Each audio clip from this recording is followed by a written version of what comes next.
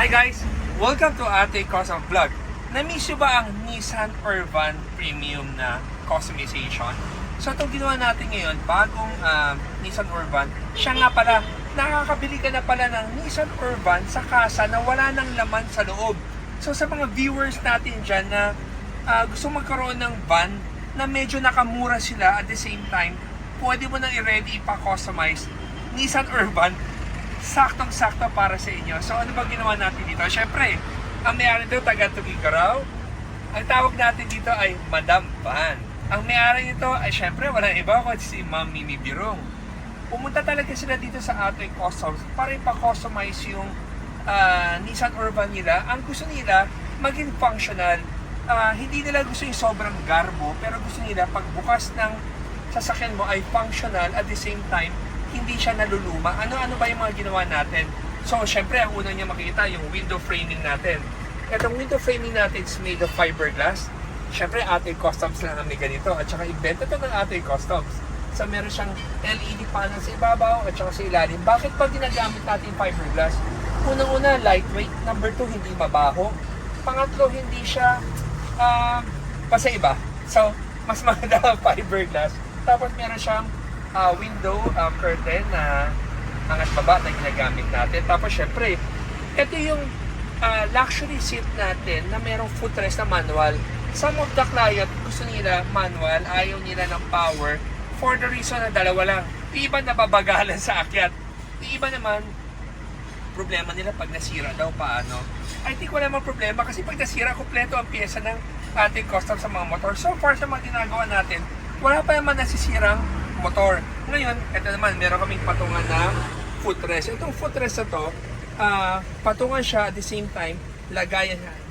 May mga secret pocket yan, hindi ko na bubuksan. Basta, ito, cup holder, lagay ng gamit, at saka yan, cabinet. Ngayon, ginamit pa rin ni Ma'am Mimi, ay original niya na carpet sana. Pero syempre, since kami gumawa ng Premium S ng Nissan Urban, meron kami mga original na OEM na carpet na wala ng extra butas. So pag nilatag mo siya, parang napakalinis tingnan kahit mag-iba-iba ka ng layout ng upuan. Nilagyan lang namin ng itong tinatawag na parang buhok-buhok na matic para lang pwede mong linisan. Tapos second row, papakita ko sa inyo, babak mo itong footrest. Tapos next ay abante ko siya. Okay, so pag inabante mo siya, ito yung normal mong upo para sa likod mo na yung tao sa likod ay makakaupo pa rin ng normal na pagka bumabiyahe ka. Tapos lahat ng ginagawa namin, meron pa lang saksakan, no? Saksakan at saka cup holder. Pero yung saksakan ng cup holder, very basic yan. Ang kinaganda pa sa ating customs, lahat ng Nissan Urban, may problema ka dito sa ilalim. Yung ilalim na yan, yung ABS plastic na yan, pinagawa namin. Kasi kung wala kang ganyan, kada customize mo, nakalabas yung original na tornilyo, hindi maganda tingnan. Gusto mo para maging authentic tingnan.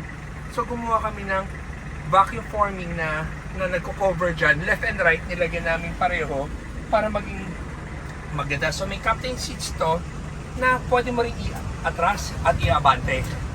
So ngayon, papakita ko naman sa third row, i-retain pa rin yung fold and tumble seats na isang piraso lang. Yung sa kabila, tinanggal na ni Ma'am Mimi dahil syempre, kung kailangan niya mag-ayos-ayos, kailangan bongga siya dito. So yan, tapos ito, okay, so nababago rin yung ilaw niya. So basic lang naman yan, yung nababago-bago yung ilaw, tapos ito, nabababa. Tapos ito pa, pansin nyo ito, meron kaming fiberglass din na ginawa. Mukha siyang leather, diba? Pero this one is fiberglass to cover, kasi sa Nissan Urban, meron siya yung cover dito, medyo hindi ganun kaganda tingnan, kaya kinover namin. Tapos guys, ito pa pala. Pwede sa 3-point seat belt ng upuan na ginawa ng Ate Customs, meron kaming headrest. Itong headrest ito ay lagi namin pinagmamalaki. Ito ay gawang Ate Customs at Uratex foam.